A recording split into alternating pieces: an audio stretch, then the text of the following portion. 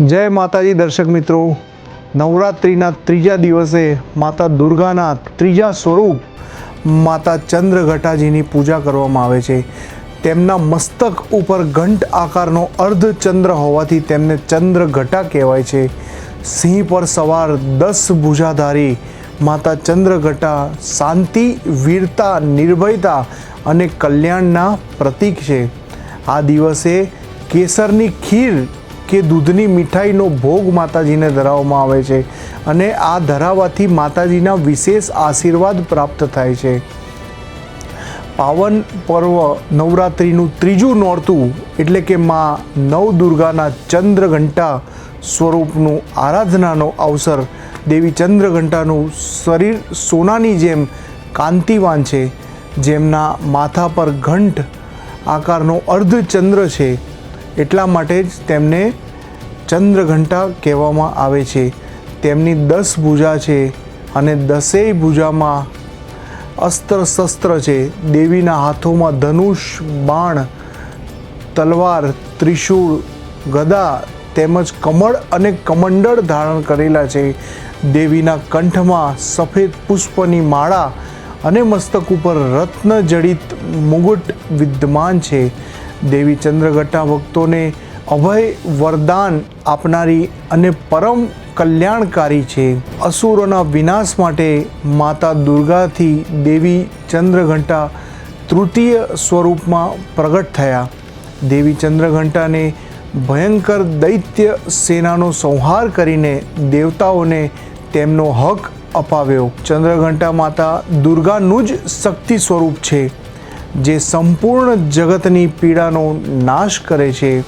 દેવી ચંદ્રઘંટાની પૂજા કરવાથી ભક્તોને વાંછિત ફળ પ્રાપ્ત થાય છે.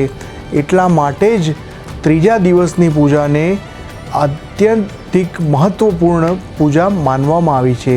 પૌરાણિક કથા પ્રમાણે દેવતાઓની રક્ષા માટે અને રાક્ષસોના વર્ચસ્વને દૂર કરવા માટે આ દુર્ગાએ ચંદ્રઘટા સ્વરૂપ ધારણ કર્યું હતું.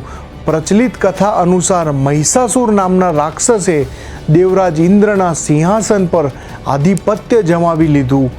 તેણે દેવતાઓએ વશ કરીને સ્વર્ગ ઉપર રાજ કરવાનું શરૂ કર્યું.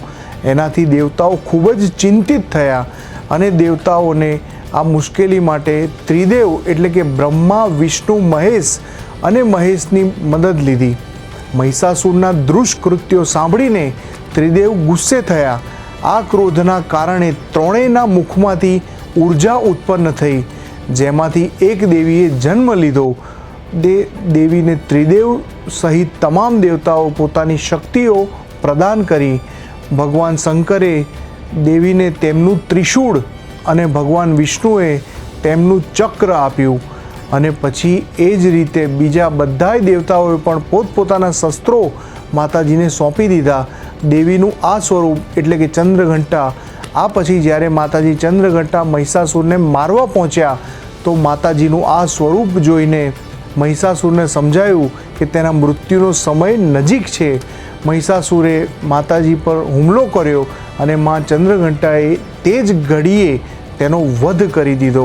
મા ચંદ્રઘંટાએ દેવતાઓની રક્ષા કરી હતી, એટલે કે રક્ષા માટે ચંદ્રઘંટાના પૂજનનો સવિશેષ મહિમા છે. ચંદ્રઘંટા શક્તિની પૂજા અને સાધનાથી મણિપુર ચંદ્ર જાગૃત થાય છે.